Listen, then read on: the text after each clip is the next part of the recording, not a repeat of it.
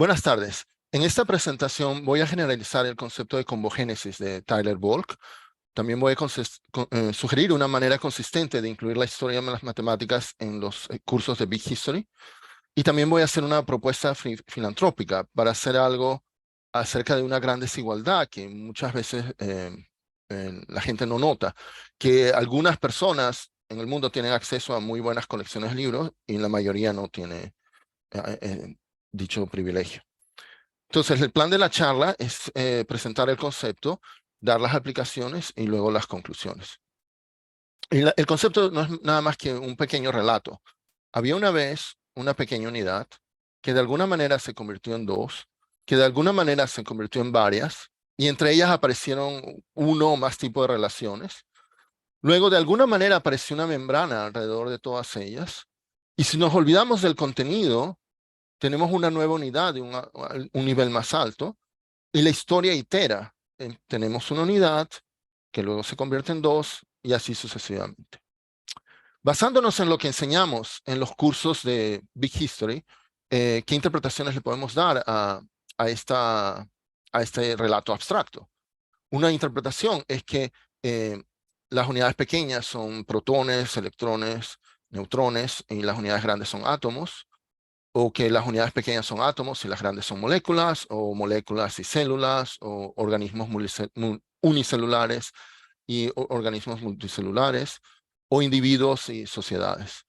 Y esto no es realmente nuevo para ustedes porque en esta conferencia hace 5 años, Tyler Volk presentó su concepto de combogénesis, que unidades de un nivel se unen para formar una nueva unidad de un nivel más alto. Ahora, lo que él hizo fue restringir el concepto a lo que él llama una gran secuencia, que aquí aparece. Son estos 12 niveles. Como pueden notar, él lo restringió a cosas tangibles. Y lo que yo voy a hacer aquí es generalizar el concepto, no solamente para cosas no tangibles, sino también para otras cosas tangibles que no aparecen en esta secuencia.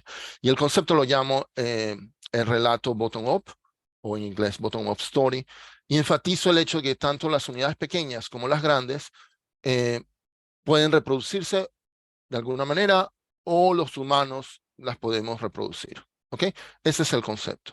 Ahora, la primera aplicación pedagógica tiene que ver con una relación que hay entre los cursos de Big History y lo que enseñan en primaria en colegios Montessori.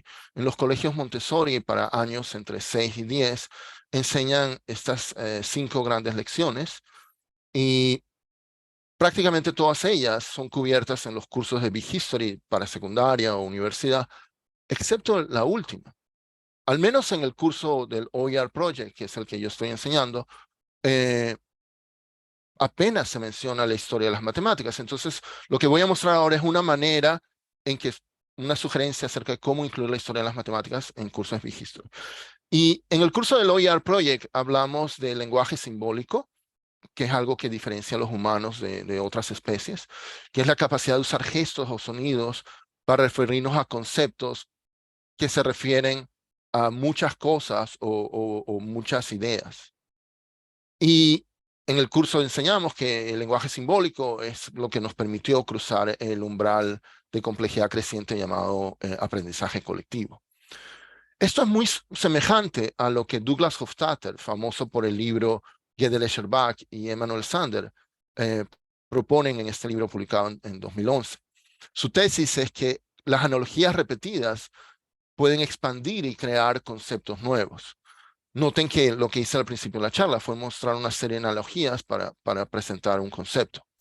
Ahora, para que quede más claro esto, he decidido usar unas imágenes tomadas de una excelente charla de Hofstadter que está disponible en YouTube. En esa charla, él muestra estas dos fotos de un mismo árbol en dos estaciones diferentes. La de arriba era en el verano, donde aparece la sombra del árbol. La de abajo era en invierno, y parece abajo que hay una sombra, pero no era una sombra porque era un día nublado. Lo que ocurría era que acababa de nevar y esa mancha negra abajo es donde no cayó la nieve porque el árbol cubrió esa zona. Entonces eso podría ser llamado como una sombra de árbol, perdón, una sombra de nieve, ¿ok? Otro ejemplo que él da varios, pero un ejemplo que él da es acerca de una persona que él conocía que se iba a mudar al norte de Noruega y él comentó, oh, eso debe ser muy frío. Y le comentaron, no, no, el norte de Noruega es más cálido que el sur de Noruega, porque al norte de Noruega llega la corriente del Golfo, representada aquí por las líneas rojas, mientras que al sur de Noruega no llega la corriente del Golfo, porque en cierto modo el sur de Noruega está a la sombra de Gran Bretaña. Entonces esto sería como una sombra de la corriente del Golfo. Otro concepto que presenta Hofstadter en esta charla es lo que él llama chunking, que es que algunos conceptos básicos se unen con ciertas relaciones para crear unidades conceptuales más grandes, ¿ok? Y luego esto va a quedar más claro. Bueno, muchas veces esas relaciones son analogías, son las que más enfatizan ellos, pero puede haber otras, ¿ok? Otras relaciones. Y luego lo que él dice es que los humanos tenemos esta capacidad especial de hacer chunking a niveles más y más altos, ¿ok? Entonces, usando este diagrama, lo que uno podrá decir es que las analogías de la sombra tradicional del sol, la sombra de la nieve y la sombra de la corriente del Golfo, se pueden generalizar en un concepto más general de sombra, ¿ok? Ahora, este diagrama de Hofstadter eh, es muy similar este diagrama es muy similar a este de Tyler Volk, eh, que, que tiene su presentación acerca de homogénesis. Ahora, más sorprendente para mí fue que estos diagramas de 3 círculos dentro de un círculo también aparecieron en el fantasma en la máquina de Arthur Koestler. En este libro, Koestler introdujo el concepto de Holon, se diría en castellano, bueno, Holon en inglés, y luego él refinó el concepto en este libro que publicó 10 años después. El término se refiere a cosas que pueden ser vistas como un todo o como una parte de otro sistema. Y noten que él ya comentaba acerca de jerarquías biológicas y cognitivas. O sea, ya él estaba haciendo la analogía entre lo biológico y lo cognitivo, ¿no? Entonces, bueno, en cierto modo, pudiéramos decir que lo que he presentado, el bottom-up story, es una generalización de combogénesis y de la formación de conceptos según Hofstadter y Sander. Pero en lugar de usar este diagrama, es un problema que yo tengo con este diagrama, es que este diagrama muestra, digamos, cómo son las cosas, pero no indica, digamos, cómo se llegó a eso. ¿Okay? En mi experiencia, un problema en la educación es que tiende a describir mucho los productos, los resultados finales, y no describir los procesos que llevaron a ellos. Por dar un ejemplo muy rápido, esta es una tabla periódica tradicional de las que nos enseñan, y esto simplemente describe, mira, estos son los elementos químicos. Esta tabla que conocí al enseñar acerca de la creación de elementos complejos, describe con colores de qué procesos en el universo vienen los distintos elementos. Entonces ahí uno puede ver que todo el hidrógeno viene del Big Bang, casi todo el helio viene del Big Bang, a pesar de que nuestro Sol y todas las estrellas convierten enormes cantidades de hidrógeno en helio cada segundo. Pero en fin, mi punto es que prefiero mostrar diagramas que digan un relato, una historia, en inglés story, ¿ok? Entonces, en lugar de este diagrama, por eso prefiero este diagrama, ¿ok?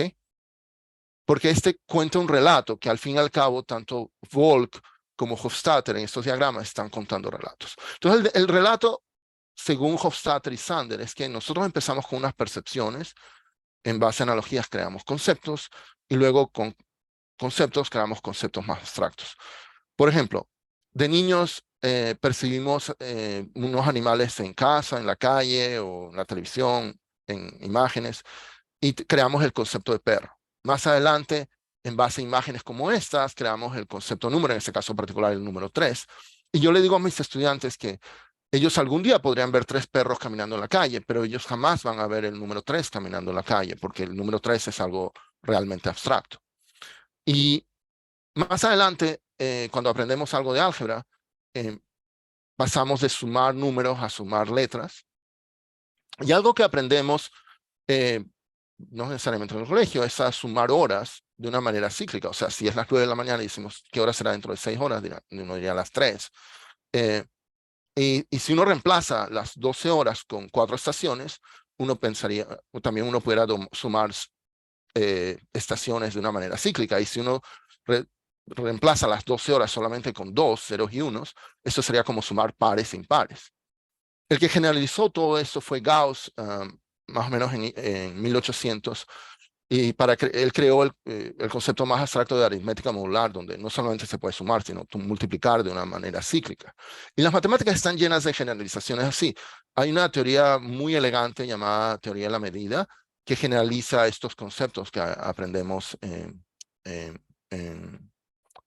en primaria y secundaria. Ahora, durante siglos, estas dos palabras pertenecían a dos mundos matemáticos diferentes.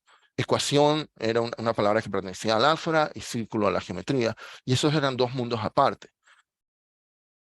Cuando aparecieron las coordenadas cartesianas, eh, se, eh, se pudo hablar de la ecuación de un círculo. Algo que a mí me sorprendió mucho fue cuando aprendí que René Descartes publicó esto, o sea, sus ideas acerca de las coordenadas cartesianas y de la geometría analítica, lo publicó junto con el famoso libro El discurso del método.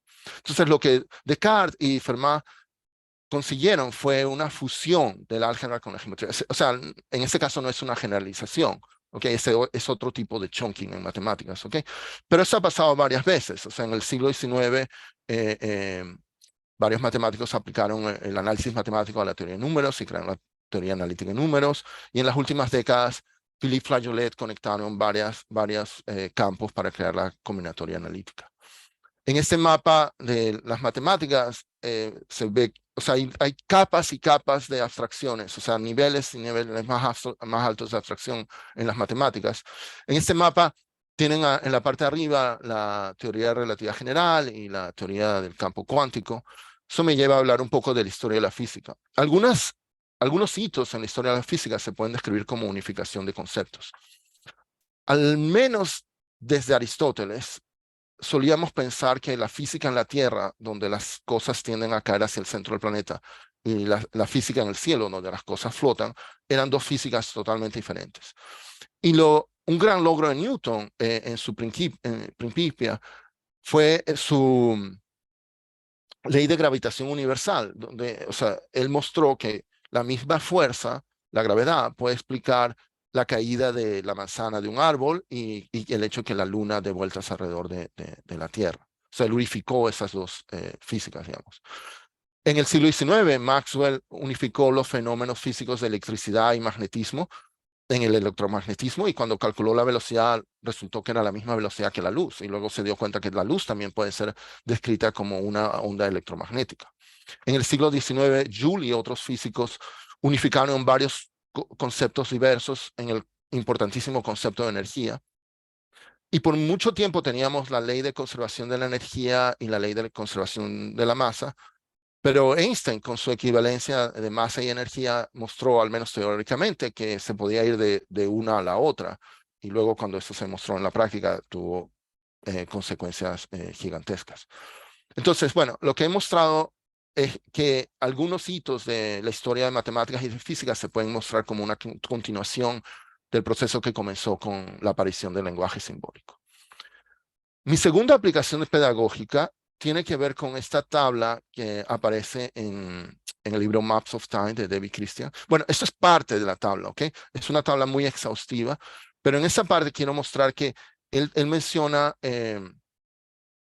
la escritura en 3000 años, 2000 años antes de Cristo, y también menciona la imprenta en el siglo VIII después de Cristo. Pero a mí me parece que a él le falta este relato bottom-up de libros publicados y bibliotecas. Carl Sagan, en el episodio 11 de Cosmos, le rinde homenaje tanto a los libros como a las bibliotecas. Acerca de los libros dice, aparte de lo que dice ahí, dice que los libros son una prueba de que los humanos podemos crear magia. Y él piensa que nuestra preocupación acerca del futuro se puede poner a prueba porque también apoyamos nuestras bibliotecas. Respecto a este tema, Karl Popper tiene, a mi modo de ver, una hipótesis importantísima en este libro, una hipótesis importantísima acerca de lo que ocurrió en la Atenas clásica. Él piensa que un factor que ayuda a explicar la explosión cultural que ocurrió en Atenas en ese entonces es la aparición de la publicación de libros y la aparición de mercados de libros. Él piensa que estos eh, eventos llevaron en una escala menor a una revolución cultural comparable a lo que ocurrió 2000 años después cuando Gutenberg inventó la imprenta de tipos móviles. El punto de Popper es que cuando alguien intencionalmente se sienta a escribir algo con la intención de publicar, esa persona hace un borrador, se autocritica, hace otro borrador, o sea, itera, luego le pregunta por su opinión a otros amistades y lo va mejorando. Luego, finalmente, cuando lo publica, tiene la opinión de bueno, un grupo más amplio de gente, ¿no? Y luego se puede sacar una segunda edición mucho mejor, o sea, mejorada. Y luego también se puede aprender bueno, de los errores de uno, se puede aprender del trabajo de otros, se puede debatir, o sea, aparece cooperación, competencia de ideas. El punto de Popper, resumiendo, es que aparece un feedback positivo de aprendizaje, o sea, un ciclo de feedback positivo de aprendizaje, o quizá debería decir de retroalimentación positiva. El caso es que esa idea encaja muy bien con lo que David Christian dice en Maps of Time acerca del papel que los ciclos de retroalimentación positivos juegan en la aparición, en las transiciones a nuevos niveles de complejidad. Ahora, en el primer número del boletín de la asociación, el primer número está dedicado a un solo artículo de Lawrence Cusick, donde él hace un ranking de las 25 más importantes innovaciones humanas. Y por innovación, él no solamente quiere decir inventos tangibles, él quiere decir también ideas o métodos que agreguen valor. Y disculpen si por el spoiler, o sea, si no han visto, si no han leído el artículo o visto el video, por cierto, no está en YouTube, pero está disponible en esa website. El, el, la innovación que él dice que es la más importante en la historia humana es la aparición de la pedagogía intencional, porque él afirma que de hecho es algo que nos distingue a los humanos, que intencionalmente transmitimos conocimiento a otros. Y él dice, bueno, es lo que permite transmitir cultura de una generación a otra.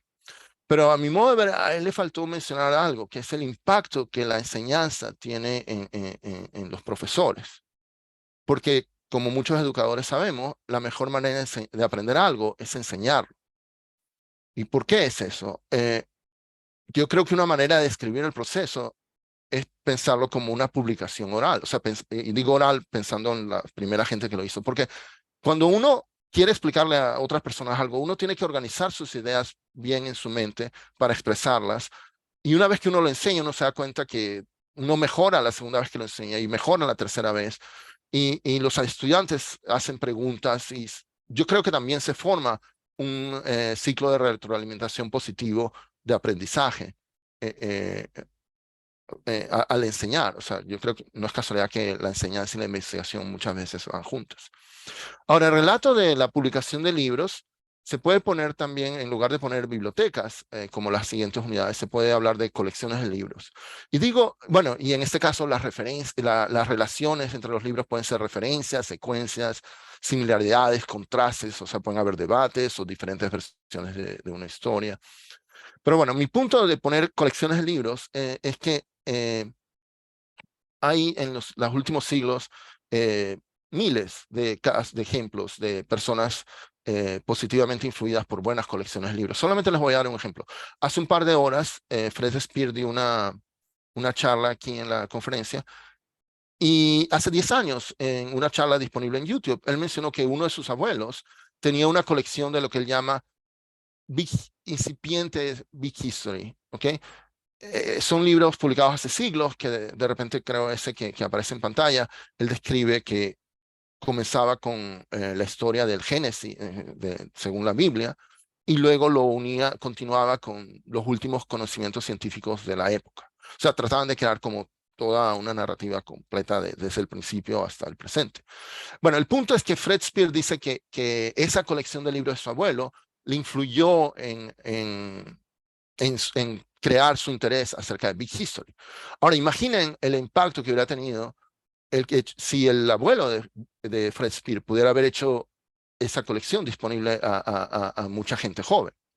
Eso me lleva a mi propuesta filantrópica, que es simplemente hacer esas buenas colecciones de libros, hacerlas disponibles a un público más amplio, reproduciéndolas en bibliotecas públicas. Y por reproducir solamente, lo que quiero decir es comprar los libros de nuevo y enviarlos a las bibliotecas públicas, ¿ok? Manteniéndolos juntos. Por dar un ejemplo, en este documental de Netflix, el creador del documental le pregunta a Bill Gates qué lee, y en particular qué lee acerca de energía. Y en ese momento Bill Gates muestra este estante de su biblioteca personal. Todos los libros de ese estante son escritos por Vaclav Smil. Y en su blog, Bill Gates solamente tiene superlativos acerca de los libros de Vaclav Smil. Él dice que él espera los nuevos libros de Vaclav Smil como alguna gente espera las nuevas películas de Star Wars, y también dice que él ha aprendido más acerca de energía y su impacto en la sociedad leyendo estos libros que de ninguna otra fuente. Entonces, mi propuesta en este caso sería que Bill Gates pudiera escoger sus mejores 10, sus 10 libros favoritos de Vaclav Smil y él fácilmente pudiera enviarlos a bibliotecas públicas de países en desarrollo. ¿Okay?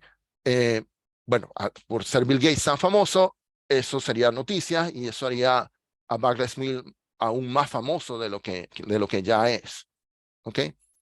Y bueno, en mi opinión, creo que mandando los libros digitalmente quizá tendría más publicidad que si los mandara digital, si los hiciera accesibles digitalmente. Pero bueno, eso no importa. Ahora, no necesitamos ser Bill Gates para usar esta idea. O sea, somos probablemente millones de profesionales que hemos tenido éxito, o sea, de países en desarrollo, y fácilmente con las librerías en línea, hoy en día podemos mandar colecciones buenas de libros a nuestros países de origen. Y esto que digo no es solamente una teoría, esto es algo que yo en persona he hecho con mi alma mater en Venezuela. Desde 2001 yo he donado una colección llamada Historia de las Ideas. La pregunta que me llevó a hacer esta colección es muy sencilla. ¿Cuáles libros están en los estantes de historia de las bibliotecas y las librerías? Mi experiencia es que lo típico que encuentro son historias políticas y militares. Y desde los 80 me preguntaba por qué no incluyen la historia de la ciencia, la historia del arte, de la tecnología, de los negocios, de los deportes, de un montón de cosas que usamos cotidianamente y damos por sentado. Entonces, la colección tiene historias de muchas disciplinas. Una gran ventaja de eso es que para los especialistas, una historia de su disciplina es un excelente regalo. Ahora, para los que no son especialistas, estos libros son una excelente introducción a los distintos temas. Y, mi experiencia al leer estos libros es que a mí me encantan porque uno aprende acerca de los hitos de cada disciplina, de los esfuerzos que hicieron, de los errores, de las grandes controversias, de todos los procesos que llevaron a conseguir algunos resultados sumamente difíciles o sumamente difíciles, extraordinarios. Okay, a mí me encantan estas historias por todo eso. Entonces, bueno, lo que he hecho desde 2001 es aquí sentado en mi casa de Londres, usando librerías en línea de varios países. He podido enviar a Venezuela toda una colección de libros y lo he hecho enviando libros de países que yo nunca he visitado. Ahora, disculpen, por falta de tiempo, voy a mostrar una serie de fotos de la colección muy rápidamente, sin hacer mucho comentario. Entonces, bueno, aquí va. Acerca de historia del arte, no solo mandé digamos, historia de arte intelectual, mandé de historia de arte popular. O sea, por ejemplo, esta es la historia de la salsa, la música caribeña, o esta es la historia del rock argentino. Bueno, un libro de historia del rock argentino. Cuando he encontrado videos de documentales, los he enviado junto con los libros asociados al documental. envié una lista de libros en formato cómic. En las últimas décadas ha aparecido el género de escribir en ese formato acerca de temas serios. Un pionero en eso es Larry Gonick. En este Logic Comics, el principal personaje es Bertrand Russell, que es uno de mis filósofos favoritos. He mandado libros de mis educadores favoritos. Le he mandado una colección de libros infantiles, libros de fotografía de gran formato.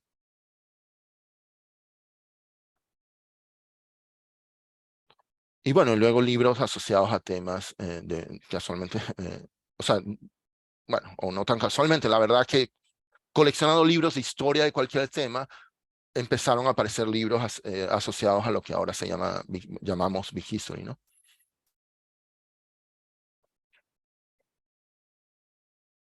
Cuando en los 80s compré Get Back, una cosa que aprendí allí fue que existe algo llamado el premio Pulitzer. Y en ese entonces yo me preguntaba, ¿cómo puedo averiguar cuáles otros libros han ganado ese premio? Antes de Internet era imposible o muy difícil. Después Internet es trivial, se convirtió en algo trivial, porque uno va simplemente a la website de los premios Pulitzer y ahí está la lista no solo de todos los ganadores, de toda la historia de ganadores, sino también de libros que fueron candidatos y no ganaron. Gracias a esa website me enteré de la existencia de excelentes libros de historia, por ejemplo, este sobre la historia del petróleo. Y cuando ha habido documentales asociados, basados en estos libros, también los he enviado. Y yo no he leído todos estos libros, pero los que he leído los considero magníficos, o sea, excelentes. Y confío en los premios Pulitzer de que los que no he leído también son de altísima calidad. ¿Okay? No sé si conocen la colección 250 hitos. Tiene un formato para distintos temas, dar 250 hitos y luego cada página luce así, una imagen y explicación del hito. La colección actualmente tiene 15 libros. Como pueden ver, la mayoría son de ciencia. Esta colección me gusta tanto que la he enviado, la he donado al colegio donde enseña de secundaria, donde uno de mis hijos da clases. Esta colección no es muy famosa. En Londres la gente se sorprende por ella. Ahora imagínense en Venezuela, donde esto no fue publicado. La reacción fue esta, llegaron en diciembre y en ese nacimiento pusieron los libros de adorno. Entonces, bueno, esta es eh, eh, la colección que doné, la llamo la telebiblioteca personal, porque en cierto modo le ofrecía a la comunidad de la Universidad Simón Bolívar la oportunidad de visitar una copia de mi biblioteca privada que está en otro continente. Creo que si hubiera conseguido hacer eso con cascos y guantes de realidad virtual, hubiera recibido más atención la colección, pero lo hice en lugar de realidad virtual, hice con realidad física. Ahora, si uno describe una biblioteca personal como una colección de libros, bueno, lo que hice fue esto a este nivel, ¿no? Ahora, la reproducción también se puede ver como una forma de publicación. ¿Ok? Y Popper dice, cuando uno publica algo, uno se autocritica y recibe críticas de otros, etcétera. El feedback positivo de aprendizaje. Bueno, en los años 80 yo tenía estos libros de bolsillo y cuando decidí donar a la Universidad Simón Bolívar, decidí comprar lo mejor que pudiera conseguir en ese momento. Luego un amigo me dijo, oye, ¿por qué no le añades algunos clásicos de ciencia a la colección? Entonces compré, por ejemplo, el álgebra de Al-Khwarizmi o el origen de las especies de Darwin.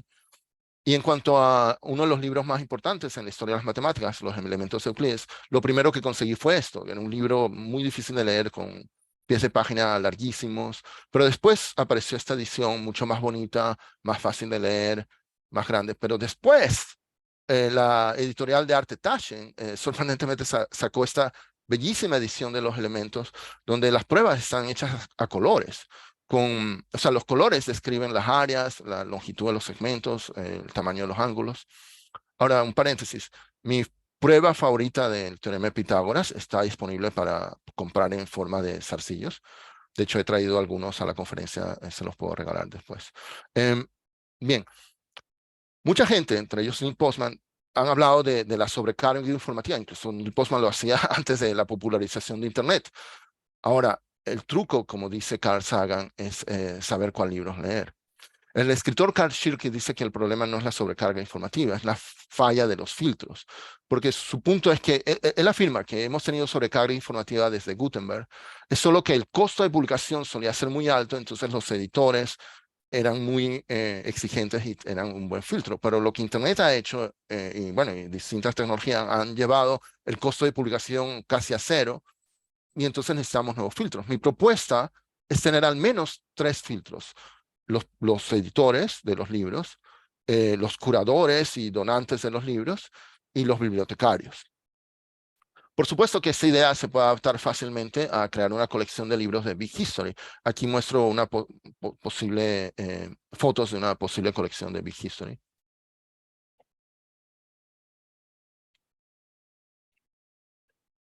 Larry Gonick empieza su Cartoon History of the Universe diciendo que él dejó Harvard y que él creó una máquina del tiempo. Y su máquina del tiempo era simplemente una pila de libros de historia.